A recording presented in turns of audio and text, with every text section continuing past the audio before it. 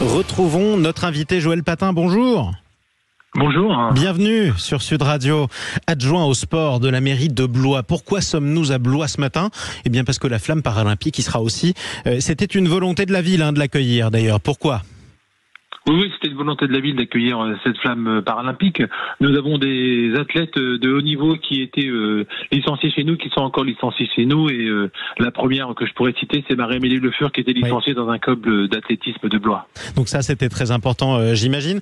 On a vu un énorme succès populaire dans toute la France pour le passage de la flamme olympique. J'imagine que vous en attendez autant pour la flamme paralympique. Oui, on attend vraiment beaucoup de monde pour cette flamme paralympique qui sera un événement assez important pour nous et dans un joyau de la ville parce que cette flamme paralympique départ du château et arrivera dans le château, dans la cour du château, qui est un événement assez important pour nous. Ah oui, de toute façon, d'abord, il faut le rappeler, ce château est magnifique. On est de toute façon sur la Loire, pas loin de la Loire, les châteaux de la Loire sont exceptionnels et Blois ne fait évidemment pas exception. Quel sera le programme des festivités ? Alors le programme des festivités, nous avons un village sportif qui va être ouvert à partir de midi et jusqu'à 17h pour que les jeunes puissent venir découvrir tout ce qui est le sport au Paralympique. Donc il y aura comme sport du cécifoot, de la boccia, du para-athlétisme, du tennis de table en fauteuil, car nous avons un athlète dans le département qui est dans le paratennis, c'est Sylvain Noël. Et puis après, nous aurons de l'aviron et puis du handi-basket. Ça fera une journée d'animation sur la place du château, devant le château, entre le château et la maison de la magie, qui va être un spectacle, j'espère, une animation formidable. Tiens, rappelons d'ailleurs le musée de la magie, qui est quand même une institution blésoise. Oui, c'est la maison de la magie est quand même une institution blésoise. On a eu Robert Houdin qui était par chez nous, donc c'est un événement chez nous, cette maison de la magie qui est assez exceptionnelle et formidable, qui vient d'être réhabilitée il y a quelques années, l'année dernière, ou il y a 2 ans à peu près. Exactement. Pour arriver à faire des spectacles. Ouais. Des spectacles assez impressionnants. Comment vous allez vivre du côté de la ville de Blois ces Jeux paralympiques ? Vous l'avez dit, vous avez beaucoup d'athlètes. Cette compétition vous tient à cœur. Est-ce que vous aurez d'autres animations pendant ces Jeux ? Pendant ces Jeux, non, on n'aura pas d'autres animations. Déjà, on a cette journée qui va être exceptionnelle. Après, on emmène des jeunes, des jeunes des quartiers, assister à des Jeux, aux Jeux paralympiques dans la semaine. Donc voilà, on a préparé avec eux ce déplacement. Donc il y aura 2 jours où on emmènera un bus de jeunes sur Paris pour qu'ils puissent assister à des séances de Jeux paralympiques. Bon, ça c'est formidable. Donc, et ça c'est vraiment une bonne initiative. Parlons maintenant un peu de l'état d'esprit des gens. On a tous été un peu surpris par ce sentiment d'union nationale le temps des JO. Est-ce que vous pensez qu'on peut retrouver ce sentiment pendant ces 2 semaines de Jeux paralympiques ? Oui, je pense qu'on peut trouver ce niveau de convivialité, de partage, de ferveur, d'engouement pour ces Jeux paralympiques.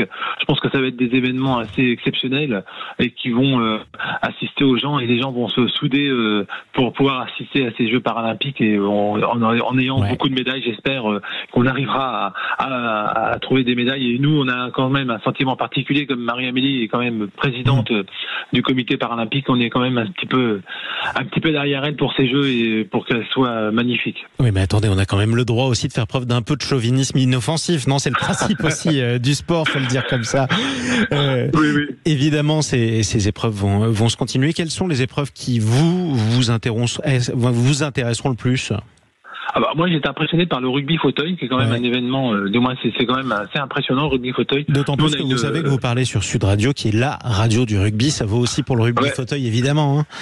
Oui, nous on a un club, un club de d'handi qui est chez nous et qui fait beaucoup de rugby fauteuil et du handi basket.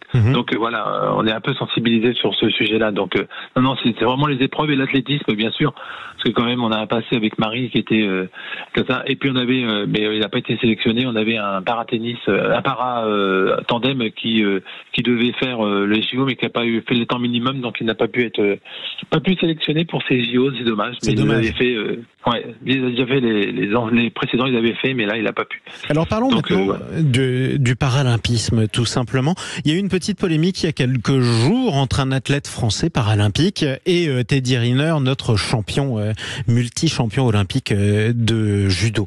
Teddy Riner comparait, justement, il faisait preuve de son admiration, il comparait les athlètes paralympiques à des Avengers, à des super-héros. L'athlète paralympique lui a répondu: arrêtez de nous infantiliser comme ça, parlez de nous comme des personnes personne normale, on en a assez d'être surprotégé en quelque sorte. Est-ce que vous comprenez ce sentiment de certains athlètes paralympiques ? Oui, on peut comprendre ce sentiment de les protéger, mais c'est vrai qu'un athlète paralympique, quand même, il a beaucoup plus de difficultés à arriver en haut du tableau, on va dire. Et il faut qu'il se batte un peu plus parce qu'il faut déjà qu'il lutte contre son handicap et après qu'il arrive à ce niveau-là pour pouvoir participer aux Jeux Olympiques. Donc c'est vrai que pour lui, c'est 2 fois plus dur, mais faut pas les infantiliser non plus. Ils sont grands, ils sont majeurs et ils sont capables de faire plein de choses. Et je pense qu'ils se surpassent comme les athlètes, hein, ils se surpassent tous pour arriver à décrocher cette médaille d'or, de bronze ou d'argent. L'essentiel, c'est d'être dans les meilleurs et d'être sur le podium. Exactement, et de participer. Et déjà, quand on participe aux Jeux paralympiques, c'est qu'on est déjà dans les meilleurs, tout simplement. Quelles leçons on pourra tirer de ces Jeux paralympiques en France dans l'inclusion dans la société des personnes en situation de handicap ? Eh bien, on verra que les gens sont, avec leur handicap, sont comme les autres et ils arrivent à faire plein de choses et à bouger et on n'a pas besoin d'être avec eux et bon, alors, faut quand même certains les aider, mais je pense qu'ils sont capables d'arriver à faire des choses. On peut que les admirer et comme les sportifs, tout sportif est une admiration et un engouement pour toutes les personnes qui les suivent et qui les emmènent vers des épreuves et des émotions importantes. Exactement. En tout cas, ça fait partie des émotions que vous voudrez partager avec tous les Blésois. Oui. Aujourd'hui, à la vue de cette flamme paralympique, on rappelle le programme de la journée. Arrivé au château à quelle heure ? Départ du château 17h30 et arriver au château pour allumage du chaudron vers 19h. 19h, donc tout le tour de la ville en attendant, c'est ça ? Quelques étapes ? Tout le tour de la ville, oui, on a bloqué le centre-ville et les gens vont passer dans le centre-ville, vraiment dans le site historique de la ville pour pouvoir que les gens puissent admirer cette flamme paralympique. Et un mot sur les différents porteurs de la flamme ?